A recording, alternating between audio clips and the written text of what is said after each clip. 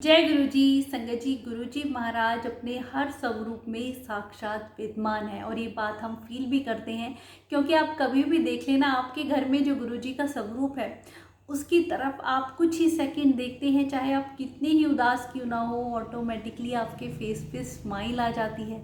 गुरु जी महाराज अपनी presence feel कराते हैं। घर में कहीं भी स्वरूप लगा हो, गुरु जी चाहे हम लेफ्ट से देखें, राइट से देखें, ऊपर से, नीचे से, चाहे दूर से या पास से, ऐसे लगता है गुरु जी हमें ही देख रहे हैं, उनकी नज़रें हमारे ऊपर ही हैं। तो संगत जी, आज भी गुरु जी महाराज साक्षात महाशिव के रूप में हर घर में जिस घर में स्वरूप है विद्यमान है और वो हमें देख रहे होते हैं। स्वरूप से की हुई हर बात उन तक पहुंचती है। ऐसे कितने ही प्यारे प्यारे सत्संग हैं और गुरु जी ने खुद अपने वचनों में भी कहा है, मेरी फ़ोटो को खाली फ़ोटो ना समझी, जितने मेरी फ़ोटो उतने मैं। इसके ऊपर भी एक बहुत ही प्यारा सा सत्संग है। गुरु जी महाराज ने 31 मई 2007 में महासमाधि ली। उससे पहले एक संगत अपनी बेटी की शादी का इनविटेशन कार्ड गुरु जी महाराज को देने आती है। शादी गुरु जी ने ही तय कराई। शादी जुलाई 2007 में होती है। अब गुरु जी को सब पता था। गुरु जी पहले ही संगत को कहा करते थे कि मैंने चले जाना है, पर संगत उस वक्त नहीं समझ पाई। जब भी भगवान धरती पे मनुष्य के रूप में आते हैं तो उनका आना और जाना पहले से ही निर्धारित होता है। संगत इस बात को नहीं समझ पाई। आंटी अंकल गुरुजी को इनवाइट करते हैं और कहते हैं, गुरुजी बच्चों को आशीर्वाद देने आपने आना है। तो गुरुजी कहते हैं, मैं तो नहीं आ पाऊंगा, मेरी फ़ोटो लगा लेना। अब संगत समझती है कि गुरुजी कहीं सत्संग में बाहर जा रहे हैं या चंडीगढ़ जा रहे हैं इसलिए नहीं आएंगे। वो कहते हैं, नहीं गुरुजी आपका आना ज़रूरी है। तो गुरुजी कहते हैं, मेरी फ़ोटो ने खाली फ़ोटो ना समझी, जितने मेरी फ़ोटो उतने मैं साक्षात विराजमान होता हूँ। तो संगत जी, गुरु जी के इन वचनों से हमें यही पता चलता है कि गुरु जी महाराज हर स्वरूप में साक्षात विद्यमान है। कितनी ही पुरानी संगत जब भी गुरु जी महाराज से कुछ भी बातें शेयर किया करती और अगले दिन जब मंदिर जाती तो गुरु जी के स्वरूप से कही हुई सारी बातें गुरु जी को पहले ही पता होती थी।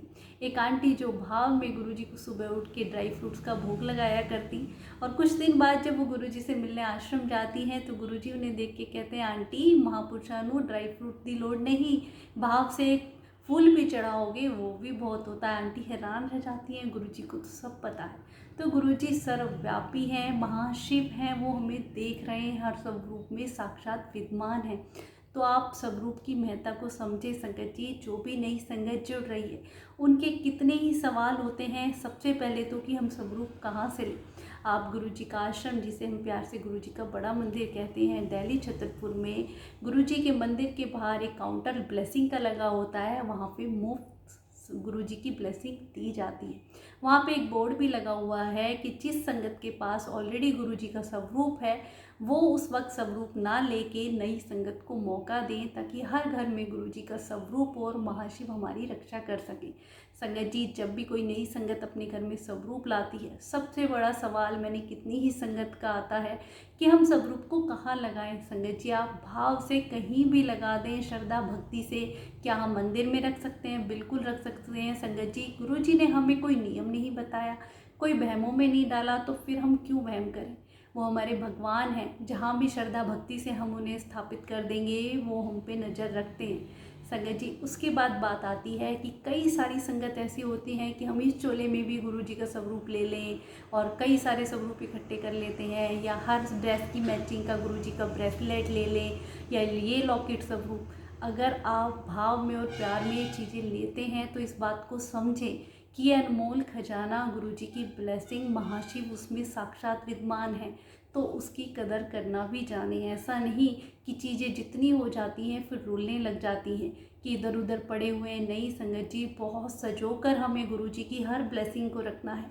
कई संगत होते हैं अपने घर में कई सारे, हर रूम में इतने सारे स्वरूप लगा लेते हैं, दीवारों पे इतनी ऊंची ऊंची कि उन पे धूल जमी हुई है। नहीं संगत जी, गुरुजी महाराज को साफ़ सफाई बहुत पसंद है। गुरुजी के हर स्वरूप पे डेली एक साफ़ कपड़े से अच्छे से साफ़ करें। आपका मन करे तो चंदन का टीका लगाएं, गुरुजी के स्वरूप के सामने बैठ के कुछ बातें करें, मंत्र जाप करें, गुरुवाणी लगाएं। तो गुरुजी का जो भी आप स्वरूप लेके आते हैं तो उस खजाने की हमें कदर भी करनी आनी चाहिए।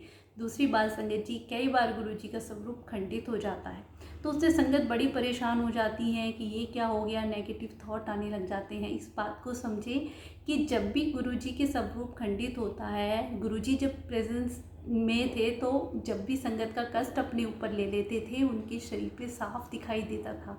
और अब एक गुरुजी हमारे साथ लाइट के रूप में है, हर स्वरूप में विद्यमान है।